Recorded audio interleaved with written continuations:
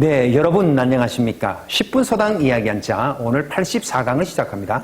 84강 첫 번째 글자는 집사입니다. 네, 글자 구조를 보면 사람인이 있고 방패간이 있고 입구가 있죠. 땅을 뜻하는 입구입니다.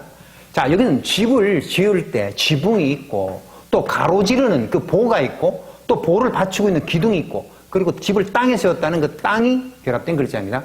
자, 글자 구조 정리하겠습니다. 지붕, 보 두 개에 받친 기둥, 그리고 땅에 집을 세운 집사입니다. 지붕이 있고 보가 두 개가 있고 기둥이 받치고 그 땅에 집을 지은 집사입니다. 집사가 들어간 활용어 중에 기숙사라고 하는 말 있죠. 붙일기, 잘숙, 집사를 쓰면 주로 학교 따위에서 여러 학생들을 잠을 자고 생활할 수 있도록 만들어 놓은 집을 기숙사라고 합니다. 네, 다음 글자는 사랑방이라고 할 때 사랑이라고 하는 말이 있어요.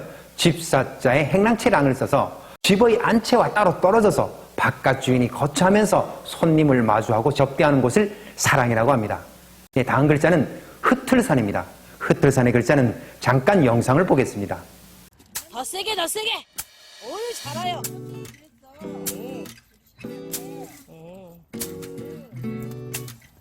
매주통.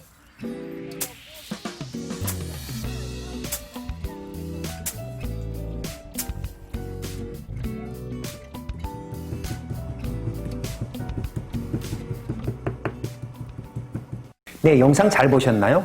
하나의 영상은 곡식을 잘 말려서 그걸 두들겨서 알곡을 탈곡을 하는 그 영상이 있었고, 또 하나는 산적을 만들기 위해서 고기를 바닥에 두고 두드려서 넓게 펴는 영상이 있었습니다. 이 두 개가 흩어진다는 뜻을 가지고 있는 흩틀산입니다. 글자 구조를 보겠습니다. 네, 여러 개가 겹쳐 있다는 글자가 있고, 그리고 고기 몸 신체의 변형 글자가 있고, 치다, 두드리다, 때린다는 칠복이 결합되어 있습니다. 흩어질 산의 글자 이야기, 곡식 줄기 여러 개를 한데 잡고 그 몸통을 내리치면 그 알곡이 흩어지는 흩어질 산입니다. 곡식 줄기 여러 개를 한데 잡고 그 몸통을 내리치면 알곡이 흩어지는 흩어질 산입니다. 또 여러 번 바닥에 고기를 내리쳐서 넓게 펴는 흩어질 산, 여러 번 바닥에 그 고기를 쳐서 넓게 펴는 흩어질 산입니다. 흩어질 산이 들어간 사자성어 중에 풍비박산이라고 하는 말이 있습니다. 바람풍, 날비, 우박박, 흩틀산을 써서 바람이 불어 우박이 이리저리 흩어진다는 뜻인데 엉망으로 깨어져서 흩어져 버린다는 뜻입니다. 풍지박산이라고 하는 말은 잘못된 말입니다. 네, 산문이라고 하는 말이 있죠. 흩어질 산에 그롤문을 써서 글자의 수나 운율의 제한이 없이 자유롭게 쓰는 포통의 문장을 산문이라고 합니다. 네, 다음에 배울 글자는 죽일 살입니다. 그리고 죽여서 없애버리기 때문에 줄어든다는 가말쇠라는 뜻도 가지고 있습니다. 글자 구조를 보겠습니다. 자를 예자, X자처럼 생겼죠. 그리고 나무목이 있고 점주가 있고, 그리고 창수, 몽둥이수가 있습니다. 창수, 몽둥이수는 명사형은 창, 몽둥이이지만 동사형은 치다, 두드리다, 때리다 라는 뜻을 가지고 있습니다. 네, 죽일살, 가말쇠의 글자 이야기, 칼을 휘둘러서 나무의 윗꼭지를 날려버리듯 적의 머리를 쳐서 죽여버리는 죽일살, 가말쇠입니다. 칼을 휘둘러서 나무의 윗꼭지를 날려버리듯 적의 목을 내리쳐서 죽여버리는 죽일살, 가말쇠입니다. 죽일살이 들어간 사자성어 중에 교각살우라고 하는 말이 있어요. 바로잡을 교, 뿔각, 죽일살, 소우를 써서 소의 뿔을 바로 잡으려고 하다가 소를 죽여버린다는 뜻입니다. 결점이나 흠을 고치려다가 수단이 오히려 지나쳐서 도리어 이를 그르친다는 뜻이 교각사루라는 뜻입니다. 네, 그리고 가말쇠가 들어간 활용어 중에 상쇄하다, 상쇄라고 하는 말이 있어요. 서로 상자에 가말쇠를 쓰면 서로서로 주고받을 것을 없애버린다는 뜻이 상쇄란 뜻입니다. 네, 다음에 배울 글자는 혀설입니다. 이 혀설의 글자는 34강 355번에서 살활과 말씀활을 설명하기 전에 먼저 설명한 글자입니다. 입속에 내민 혀를 뜻하는 그 모양을 본뜬 글자이지만 제가 재밌게 이렇게 기억하자고 그랬어요. 일천천이 있고 입구가 있으니까 수천 번 입속에서 움직이는 혀설이라고 기억합시다. 수천 번 입속에서 움직이는 혀설, 수천 번 입속에서 움직이는 혀설. 구설수라고 하는 말이 있어요. 입구자, 혀설자, 셈수를 써서 좋지 않은 일로 사람들의 입에 오르내리는 그 운수를 구설수라고 합니다. 독설이라고 하는 말도 있죠. 독독자의 혀설을 써서 악독하게 혀를 올려 남을 해치는 말을 독설이라고 하고, 설전이라고 하는 말도 있죠. 혀설에 싸움전을 쓰면 말다툼, 입씨름을 하는 것을 설전이라고 합니다. 네. 네, 다음 글자는 생각상입니다. 글자 구조를 보면 윗부분에 서로상, 아랫부분에 마음심이 있죠. 서로의 마음속에 생각하는 그 생각상입니다. 서로를 생각하는 그 마음이 생각상입니다. 서로를 생각하는 그 마음이 생각상입니다. 생각상이 들어간 사자성어 중에 무념무상이라고 하는 말이 있습니다. 없을무 생각념, 없을무 생각상을 쓰면 일체의 생각이 없는 자기도 잃어버린 그 무아지경의 상태를 무념무상이라고 합니다.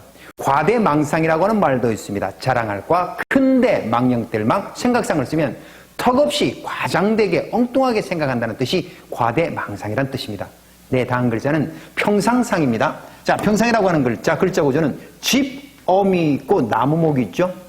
자, 그래서 집안에 나무로 평평하게 만들어 놓은 그 물건입니다. 책상, 밥상, 침상, 병상 여러 가지가 있겠죠. 자, 정리하겠습니다. 네, 집안에 나무로 만드는 책상, 밥상, 침상을 뜻하는 평상상입니다. 집안에 나무로 만들어 둔 침상, 밥상, 책상을 뜻하는 평상상입니다. 평상상이 들어간 사자성어 중에 동상이몽이라고 하는 말이 있습니다. 네, 한 가지 동 평상상, 달을리 꿈몽을 써서 같은 침대에 자면서도 서로 다른 꿈을 꾼다는 뜻인데 겉으로는 같은 행동을 하면서 속으로는 각자 딴 마음을 가진다는 뜻이 동상이몽이라는 뜻입니다.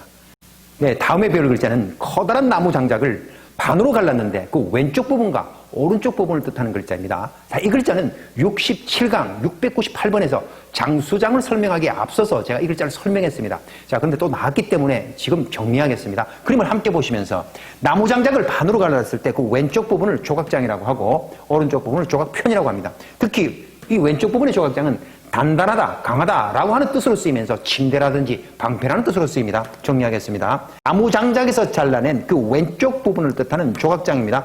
나무 장작에서 잘라낸 그 왼쪽 부분을 뜻하는 조각장입니다. 이 글자는 주로 다른 글자와 결합하기 때문에 다음 글자 조각편을 보겠습니다.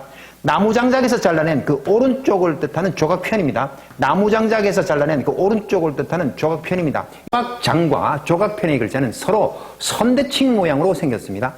자, 이 조각편은 나무에서 떨어져 나온 그 작은 조각을 뜻하는 글자 조각편입니다.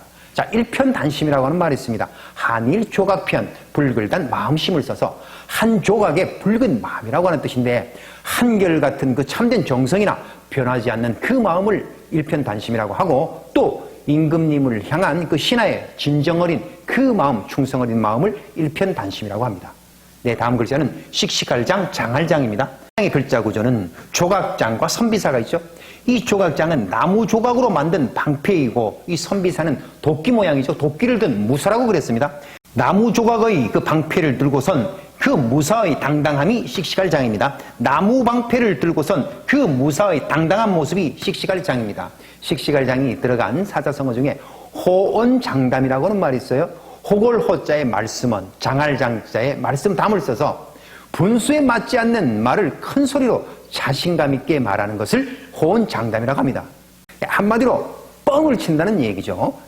네, 다음에 배울 글자는 나무 조각으로 만든 그 방패에 동물의 문양, 그 무늬를 새겨놓았다는 모양상입니다. 또 기록을 남겼다는 문서장의 뜻으로도 쓰입니다. 글자 구조를 보면 앞서 배웠던 나무 조각 장이 있고 개견이 있죠. 네, 그림을 보면 나무 방패에 다양한 동물의 무늬가 그려져 있습니다. 그 대표적으로 개를 썼을 뿐입니다. 자, 정리하겠습니다. 나무 조각 그 방패에 개나 동물의 문양을 새겨놓은 모양상, 또 기록을 남긴다는 문서장입니다. 나무 조각의 방패에 개나 동물의 문양을 새겨놓은 모양상, 또 기록을 남긴다는 문서장입니다. 이 글자가 들어간 활용어 중에서 실상하면 열매실자의 모양상을 써서 실제의 상태를 뜻하는 말이고 현상하면 나타날 현의 모양상을 써서 현재의 상태를 뜻하는 말입니다. 또 문서장이 들어간 활용어 중에는 영장이라고 하는 말이 있어요. 명령영자의 문서장을 써서 법원이 형사사건과 관련해서 사람이나 물건에 대해서 강제로 이 처분하는 문서를 영장이라고 하고 상장이라고 하는 말도 있죠. 상줄상자의 문서장을 써서 품행이나 성적이 우수한 사람에게 상으로 주는 증서를 상장이라고 합니다. 네, 그러면 84강에서 배웠던 글자 머릿속에 정리해 봅시다. 네, 집사입니다. 지붕이 있고 보 2개가 있고 기둥을 받친 그 땅에다가 집을 지은 집사. 흩어질 산입니다. 곡식줄기 여러 개를 한데 잡고 그 몸통을 내리치면 알곡이 흩어질 산. 또 여러 번 바닥에 있는 그 고기를 두들기고 쳐서 넓게 펴는 흩어질 산입니다. 다음은 죽일살 가말쇠입니다. 칼을 휘둘러서 나무의 윗꼭지를 날려버리듯 그 적의 목을 쳐서 죽여버리는 죽일살, 그리고 없어진다는 가말쇠입니다. 다음은 혀설입니다. 수천 번 입속에서 움직이는 혀설. 다음은 생각상입니다. 서로가 서로를 그 마음속에서 생각한다는 생각상. 네, 다음 글자는 평상상입니다. 집안에 그 나무로 만들어둔 책상, 밥상, 침상을 뜻하는 평상상. 다음은 나무조각장입니다. 나무 장작에서 잘라낸 그 왼쪽 부분을 뜻하는 조각장. 다음은 조각편입니다. 나무 장작에서 잘라낸 그 오른쪽을 뜻하는 조각편.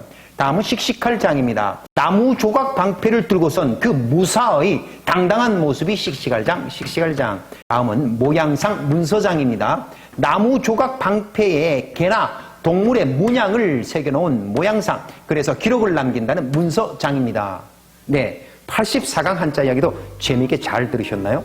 복습은 언제나 빠른 배속으로 두세 번 꼭 하시기 바랍니다.